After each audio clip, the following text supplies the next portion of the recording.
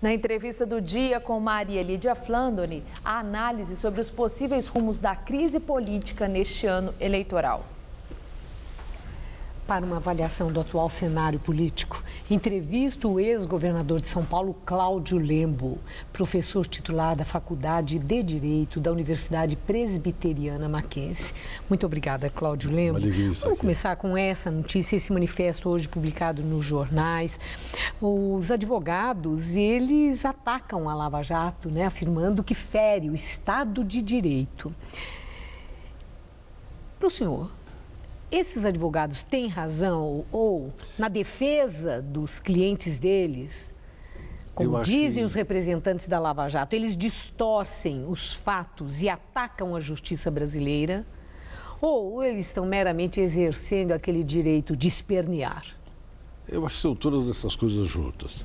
Mas é muito interessante que é muito provinciano o famoso manifesto. Poucos advogados de São Paulo. Conta-se nos dedos os advogados de São Paulo. São muitos do Rio de Janeiro e muito mais ainda de Brasília. E que significado tem isso? Eu acho que tem um significado interessante. Em Brasília havia uma capacidade de agir entre amigos. Brasília é uma cidade pequena e provinciana. O Supremo é ao lado do Executivo e ao lado do Legislativo. E todos se encontram nos poucos restaurantes da classe A de Brasília, que são todos da burocracia. Isso faz, então, com que esses advogados se sintam muito frustrados que o centro do Poder Judiciário se deslocou para Curitiba. E em Curitiba encontrou jovens advogados, com uma formação, ou melhor, juízes, com uma formação totalmente diferente, particularmente, e eu também não sei se isso é bom, uma formação do direito norte-americano. E há, então, uma diferença, eles estão chocados psicologicamente. Eu acho que é uma questão também de psicologia e de psiquiatria. Psiquiatria, sobretudo? Acima de tudo. Professor Cláudio Lembo, analistas entendem que essa crise política, esse ambiente de tensão política está muito longe do fim, que esse clima de tensão, de instabilidade é duradouro.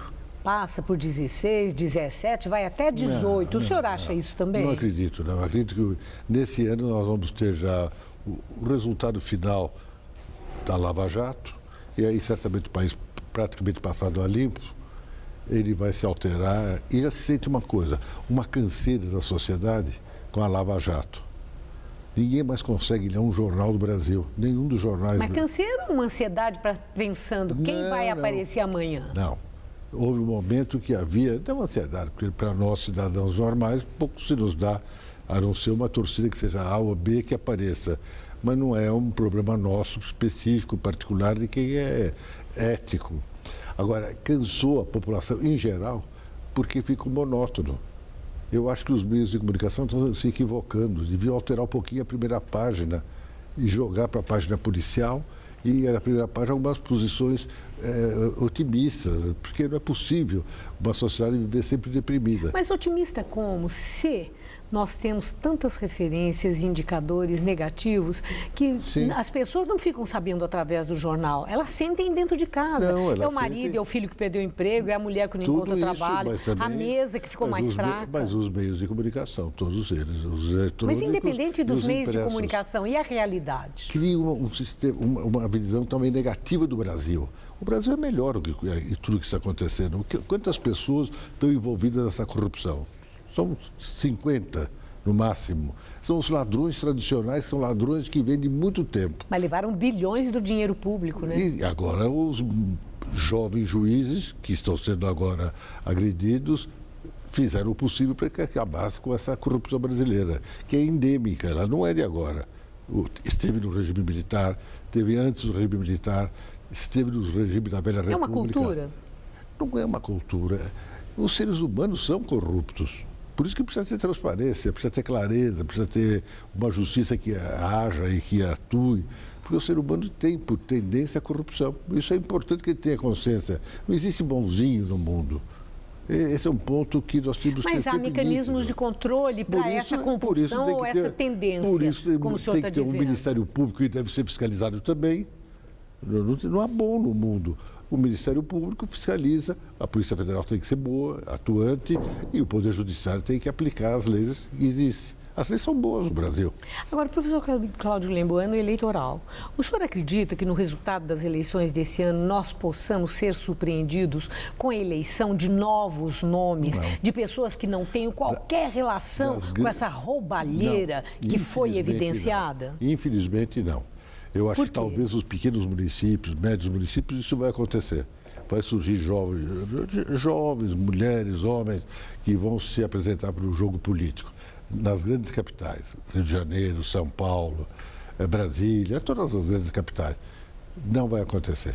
Formar um político demora muito. O político é um animal que tem uma tendência à sobrevivência incrível. Ele vence regime militar, ele vence ditaduras, ele vence tudo.